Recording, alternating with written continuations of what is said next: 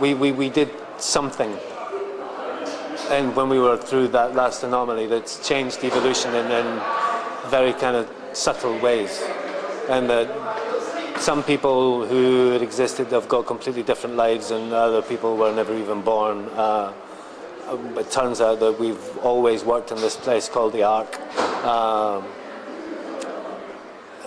So yeah, they're very subtle changes.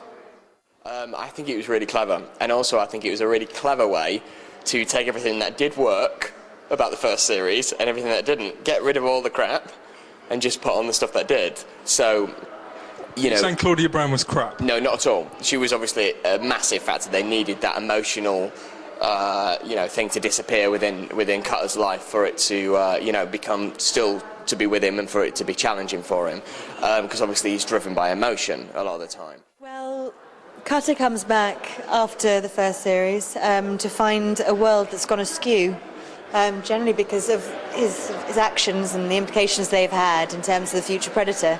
So he comes back to a world where, yeah, everything is just slightly off-kilter to what it was before, and immediately thinking that he might have wiped out this woman's existence, but actually she still has been born.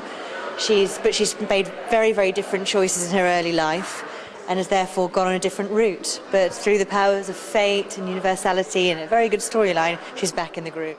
I mean, Caroline's brought in, I suppose they just thought it'd be fun to see how he'd react if actually some girl showed him attention, which is hopefully quite amusing. And also to make it a bit more interesting because, you know, Abby and Connor's relationship, they're close and they obviously care about each other and stuff, but they wanted to see if they put a fly in the ointment, how that would affect things, especially I suppose with Abby's character and stuff, and you know, maybe she'd discover a few home truths about how she does feel about Connor, and maybe show a different side to Connor that people had not seen before. So yeah, no, I think that's a really cool idea, and also just the natural wariness that Abby has for Caroline in the show is quite interesting.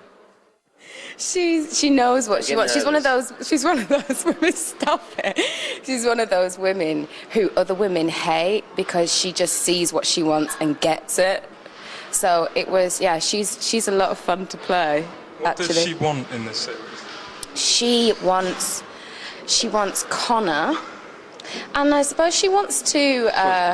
Payment, she wants money. She's very materialistic, so she's quite superficial and sort of... Yes, she is. She is quite superficial.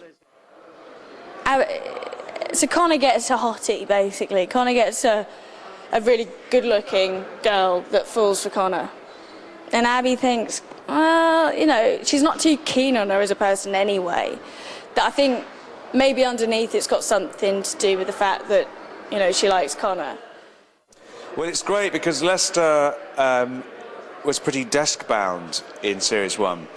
He gets in on the action in Series 2, and I get to fight my own creatures. You know, I get to fire about 50 rounds out of a submachine gun, which was incredibly exciting. Yeah. Finally, did you ever expect the show to be this much of a hit? Well, it's not that I expected it to be that much of a hit, but I certainly thought there was the possibility, yeah, because it's a good show, you know. You can never really tell when you're making something. You always hope it's going to work out well, but even if you make it well, you can never tell how the public are going to respond to you. But and that's the bit that you can never expect. You know, you have to just hope that they're going to like you. The idea that they have, I hope will build in the second series, hopefully.